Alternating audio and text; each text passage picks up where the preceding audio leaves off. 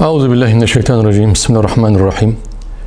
Malumunuzdur, geçen sene itibariyle Hür Dava Partisi olarak Selahaddin Eyyubi'nin Kudüs'ü Haçlılardan kurtarması, özgürleştirmesinin tarihi olan 2 Ekim'de Diyarbakır'da bir sempozyum yapmıştık. Tabii bu bir başlangıçtı. Amacımız, hedefimiz bundan sonra her yıl bu programı daha katılımlı, daha geniş, uluslararası boyutta bir sempozyuma dönüştürmek ve burada ileride bu panelden, bu sempozyumlardan yola çıkarak Selahaddin Eyyubi Araştırma Merkezi, bir enstitü, bir akademiye dönüştürmektir. Şu anda İsrail'de, Siyonist İsrail'de bağımsız olarak 13 düşünce kuruluşu Selahaddin Eyyubi'nin mücadelesi, stratejisi, planı üzerine araştırmalar yapmaktadır. Ve Selahaddin Eyyubi ki o dönemin zor şartlarında ümmet arasında ihtilaflar, sorunlar, sıkıntılar olduğu halde Kudüs'ü nasıl özgürleştirdi?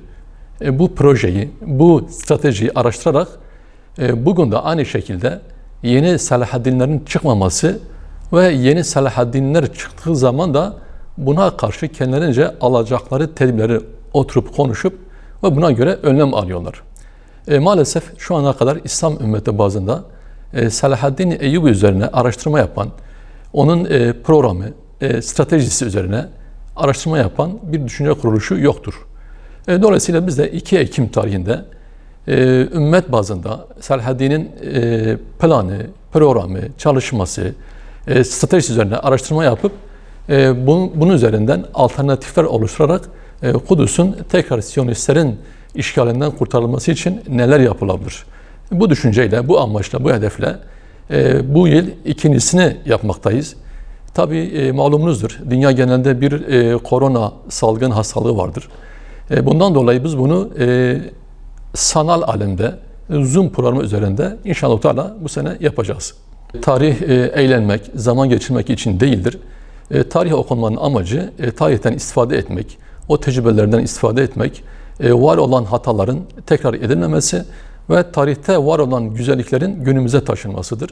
Biz de bu amaçla ümmet bazında Selahaddin Eyyubi üzerine, Kudüs üzerine, tarih üzerine araştırma yapan alimlerimiz, akademisyenlerimiz bunları tespit edip olabildiğince bunları bu programa katmaya çalıştık.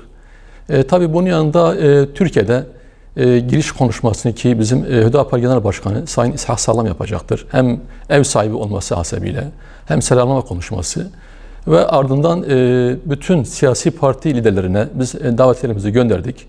Buna olumlu dönen ki başta Cumhurbaşkanı Sayın Recep Tayyip Erdoğan kendisi programın yoğun olmasından dolayı katılmayıp bir mesaj gönderdi. Bunun yanında Gelecek Partisi'nin Genel Başkanı Ahmet Davutoğlu kendisi bizzat canlı olarak katılacak. Bunun yanında Filistin ki şu anda Kudüs denince akla Filistin geliyor. Doğal olarak onlar Siyonistlerle çatışan, çarpışan, mağdur olan halktır. Filistin'de de Hamas'tan Sayın Musa Ebu Merzuk, bunun yanında İslami Cihat'tan İslami Cihad'ın Şura üyesi Muhammed Hint ve bunun yanında Moritanya'dan, Amerika'dan, Avusturya'dan, Kosova'dan, İran'dan, Afganistan'dan, Mısır'dan, Lübnan'dan, Irak'tan, Suriye'den birçok akademisyen, birçok alim inşallah bu programa canlı olarak iştirak edecektir. Tabii program 2 bölümden oluşuyor. İlk bölüm liderlerin selamlama konuşması ve ikinci program ise daha çok ilmi manada olacak. Ve bu ilmi çalışmada da Türkiye'den ki birçoğu Türkiye dışından, Türkiye'den de Kudüs üzerine araştırma yapan, bu konuda doktor olan Abdülkadir Turan katılacak. Ve bunun yanında da diğer araştırmacılarımız, diğer alim ve akademisyenlerimiz de bu programda inşallah sunumlarını yapacaklardır. Tabii program 3 Ekim Cumartesi günü saat 2'de başlayacak. Zoom programı üzerinden yapılacaktır.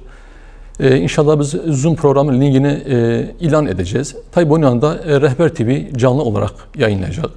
Biz gerek Türkiye içinde olsun, gerek Türkiye dışında olsun bütün basın medya kuruluşlarını davetiye gönderdik. Bu programa canlı verilmeleri, haber yapma noktasında onlardan istekte bulunduk. İnşallah Teala iştirak edeceklerdir. Bunun yanında YouTube üzerinden, Facebook üzerinden de bu programı canlı olarak izleyicilerimiz bütün dünya genelinde bunu izleyebileceklerdir.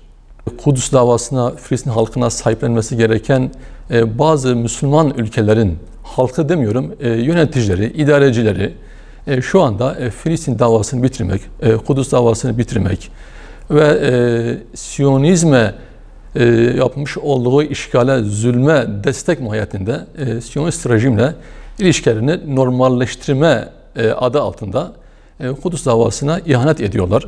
Böyle bir ortamda, böyle bir zamanda bu tür programların olması önemlidir.